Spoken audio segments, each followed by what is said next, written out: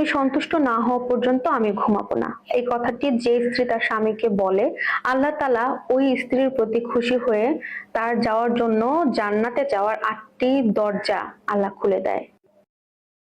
তুমি সন্তুষ্ট না হওয়া পর্যন্ত আমি ঘুমাবো না। এই কথাটি যে স্ত্রী তার স্বামীকে বলে, আল্লাহ তাআলা ওই স্ত্রীর প্রতি খুশি হয়ে তার যাওয়ার জন্য জান্নাতে যাওয়ার ৮টি দরজা আল্লাহ খুলে দেয়।